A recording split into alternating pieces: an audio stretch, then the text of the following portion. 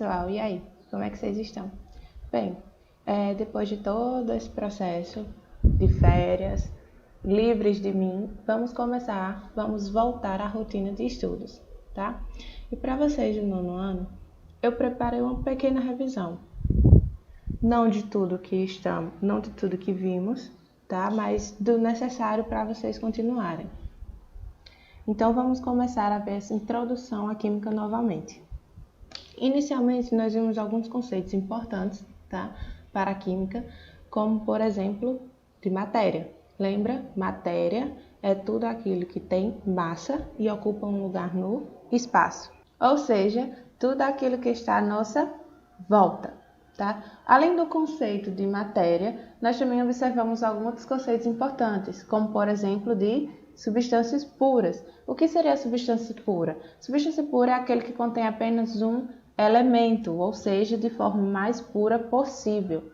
Existem dois tipos de substâncias puras. Elas podem ser de formas simples ou composta.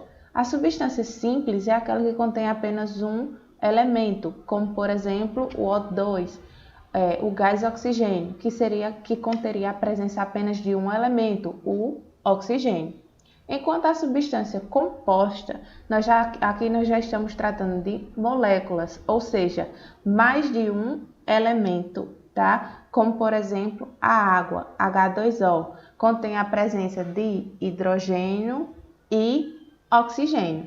Além de substâncias puras, nós também vimos sobre misturas. E o que seria misturas? Seria aquela presença de mais de uma substância em um mesmo ambiente, tá?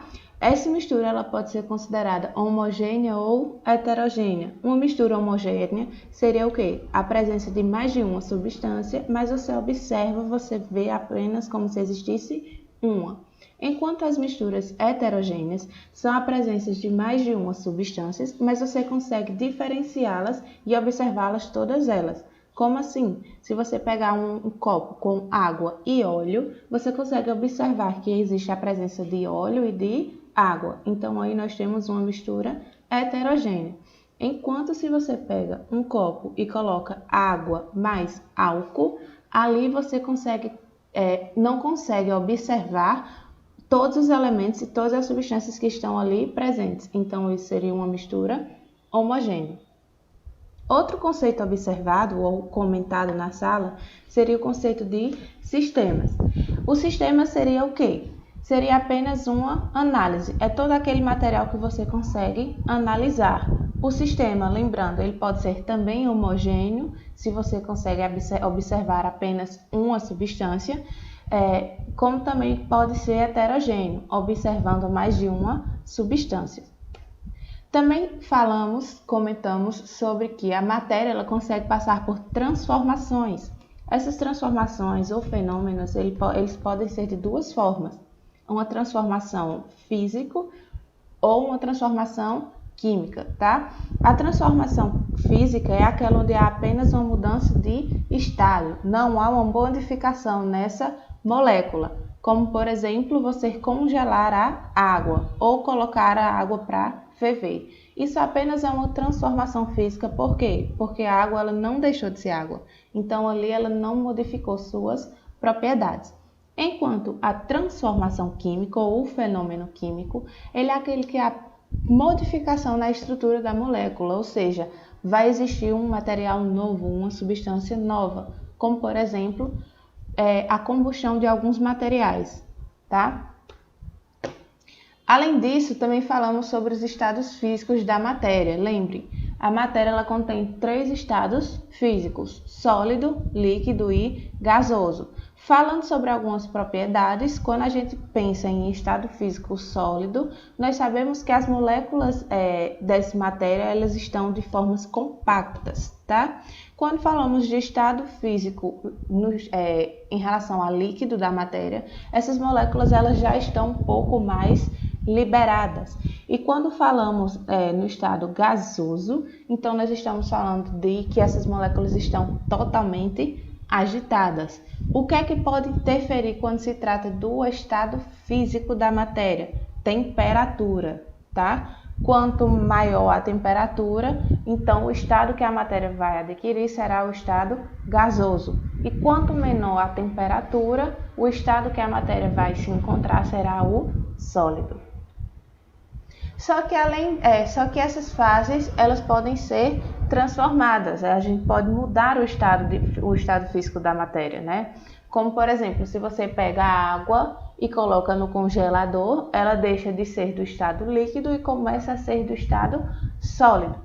E podemos dar nomes a essas mudanças de estado. A primeira mudança de estado que vamos falar é do sólido para o líquido. Lembrando, se nós temos o estado sólido e ele passa para o estado líquido, damos o nome dessa mudança de fusão. Quando temos do estado líquido para o gasoso, pessoal, lembre que eu falei para vocês que quando se trata de água, a gente dá o nome de vaporização, porque estamos no estado de vapor. Só que nós utilizamos mais em sala o nome de ebulição, tá? Quando a gente tem do gasoso para o líquido, então nós vamos ter condensação, tá? E quando temos do líquido para o sólido, nós temos solidificação. Quando temos direto do sólido para o vapor, sublimação e vice-versa, tá? Bem, agora que vocês relembraram alguns conceitos importantes, o que é que nós vamos fazer? Analisar alguns gráficos, tá? Lembra que eu mostrei para vocês que existem alguns gráficos que fazem a diferença quando se trata de uma substância pura e de uma mistura. Quando tratamos de uma substância pura, vocês podem observar o quê? Que quando há a mudança de fase, tá? Aqui, por exemplo, do sólido para o líquido, na parte da fusão, tá? Então, aqui nós temos esse 0 graus Celsius, trata-se de um ponto de fusão. Nesse estado aqui, nessa mudança de fase, quando se trata de uma substância pura, a temperatura, ela se torna constante, ou seja, ela não irá se modificar. Até que o quê? Que todo esse gelo ou que toda a fase sólida ela mude totalmente para líquida. Enquanto tiver presente alguma parte sólida, ainda estará na temperatura de 0 graus Celsius. Quando todo esse gelo for transformado em água, ou seja, quando todo o estado sólido for passado para o líquido, então a temperatura ela começa a aumentar novamente, tá? Quando a gente chega aqui em 100 graus Celsius, então aqui a gente está também falando de outra transformação, que seria a de vaporização, porque aqui nós estamos tratando de água, tá? Ou ponto de ebulição. Então, esse 100 graus Celsius é o ponto de ebulição. A temperatura onde o quê? Que quando se trata da substância pura, tá? Ainda aqui vai ter a presença dos dois elementos, tanto água mais o vapor, até que toda essa água em vapor, tá? Agora vamos observar o gráfico de misturas, tá? Se vocês observarem a diferença de um gráfico de mistura para um de substância pura, a única diferença que existe é quando se trata do ponto de ebulição e do ponto de fusão. Por que isso acontece? Lembra que estamos trabalhando com misturas, mais de uma substância pura juntas, tá? Então, nesse caso, o que é que acontece? Cada substância ela contém um ponto de fusão e um ponto de ebulição diferente. Então, aqui o que é que a gente vai observar? Quando se trata do ponto de fusão, ele não é mais constante. A temperatura ela não se torna mais constante até mudar totalmente de fase. Por quê? Porque cada elemento tem um ponto de fusão diferente. E para que toda essa mistura seja transformada de sólida para líquida, esses elementos, todos eles vão ter que passar pelo seu ponto de fusão. A mesma coisa acontece quando se trata do ponto de ebulição. Como assim? Para que toda essa mistura seja transformada de líquido para gasoso ou para vapor, é necessário que todas as substâncias elas passem por seu ponto de ebulição. Então, a maior diferença quando se trata de uma substância pura para uma mistura, observando os gráficos, é que nesse caso a substância pura contém pontos de ebulição e ponto de fusão constantes, enquanto na mistura os pontos de ebulição e o ponto de fusão eles não estão mais constantes, por ser necessário atingir todo o ponto de fusão e todo o ponto de ebulição de todos os elementos dessa mistura. Então, pessoal, esses foram alguns dos conceitos importantes que vocês deveriam relembrar, na verdade nem deveriam ter esquecido, que nós vamos utilizar até o final do ano.